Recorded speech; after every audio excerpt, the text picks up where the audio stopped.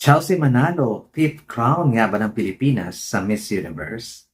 Hello Cruellas, mabuhay! This is Kisal Ortega and welcome back to my YouTube channel.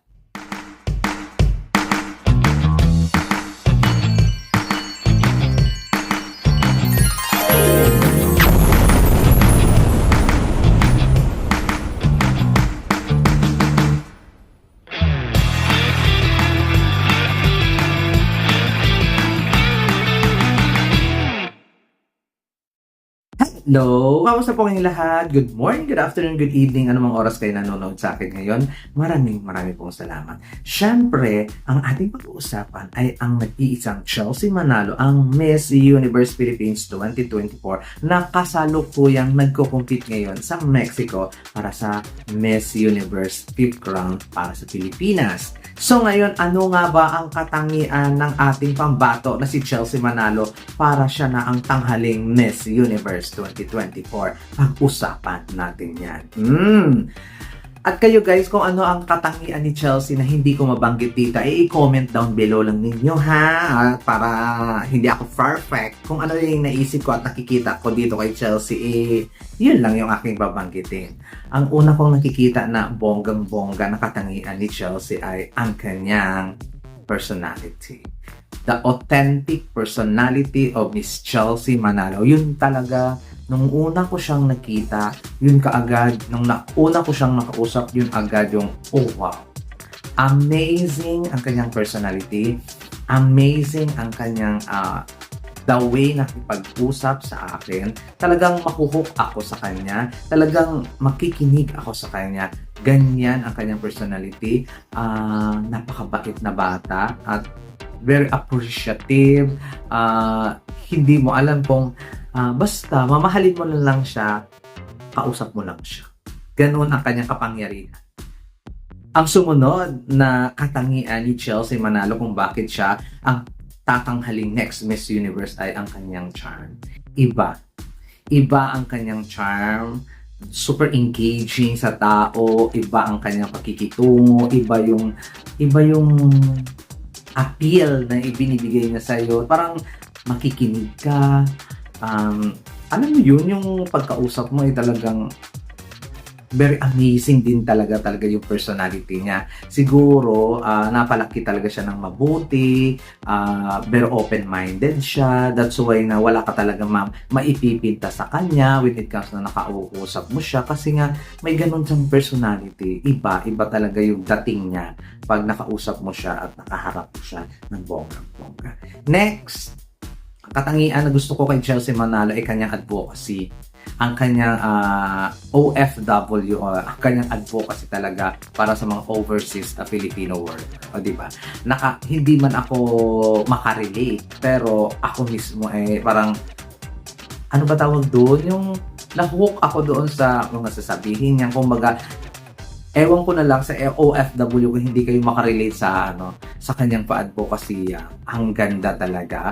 And thank you Miss Universe Philippines para sa magandang eksena na naisip ninyo para kay Chelsea Manalo bilang advocacy niya na dadalhin doon sa Miss Universe. Okay, ang sumunod na katangian na hindi pwedeng itanggi ay ang kanyang ganda. Beauty. Diba? Yung kanyang powerful beauty na kahit saan mo itabi, stand up. Itabi man sa kapwa niya, woman of color, stand up. Itabi sa mga mistisa, stand up. Itabi sa mga Latina, stand out. Itabi sa mga Asian, stand up. Yon ang hindi mo pwedeng kunin sa kanya because the beauty is authentic din. Walang plastic, walang surgery. O diba? Walang enhancement. That's why talaga nakaka-proud na magpadala tayo ng isang kandidata galing Pilipinas na walang masyadong mekos-mekos. O diba? Yung beauty niya talaga ay very stand out. Lalong-lalo na sa personal, nakaka-hook siya. Ang amo-amo ng mukha, ang liit-liit ng mukha. Ay, lang talaga. Ang ganda-ganda ng mukha. Ayun talaga yung pwedeng katangian niya na pwede niyang ipanalo sa Miss Universe. And, of course, ang kanyang kindness. O, diba? Siguro masasabi ko na nasa personality lang talaga ni Chelsea Manalo yung kindness niya. Very appreciative kasi siya sa mga bagay na konti niyang yung ni ano ba yun? Ano ba tawag doon? May maipupuri ka lang sa kanya na super konti lang, pero sobrang na-appreciate niya. Uy, salamat po. Di kagaya ng iba. Di kagaya ng iba na pinupuri mo ay parang dead ma lang. Gumaganon pa.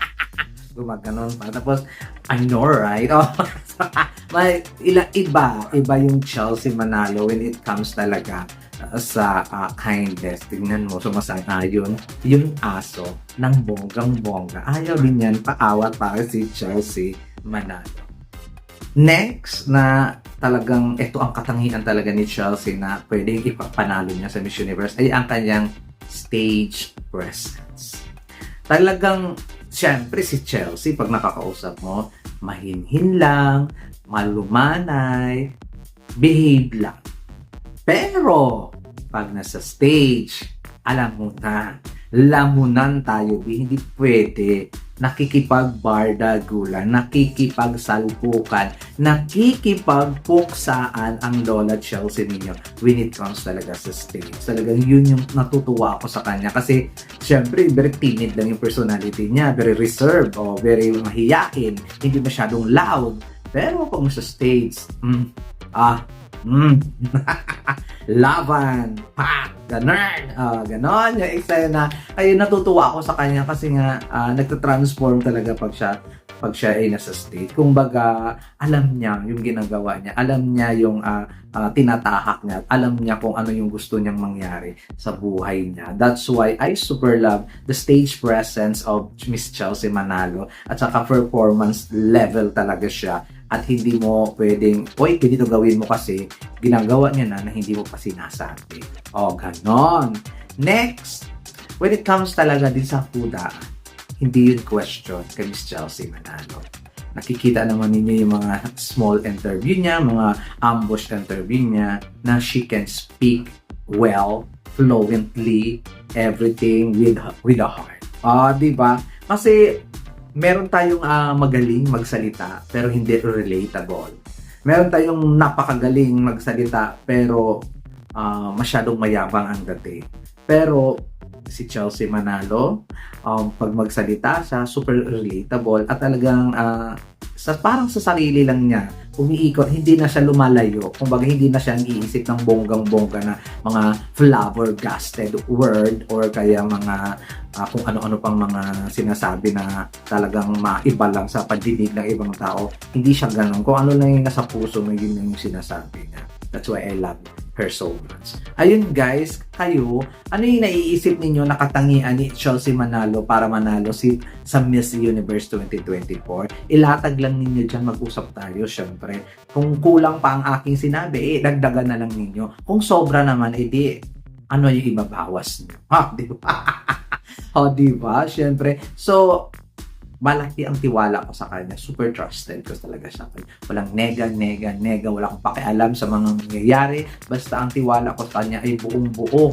At sana ay ganun din kayo. At sana ay supportahan natin siya 100%. At sana ipag-pray po natin si Chelsea Manalo para manalo sa Miss Universe 2024. I-manifest natin yan. O kung malakas kayo kay God, please, diba? Sama-sama tayo para ipanalo or ibigay sa kanya yung pang-5 corona para sa Pilipinas. That would be all, guys. Maraming salamat. This has been Gaysel Ortega. Hanggang sa muli po. Paalam! Winner!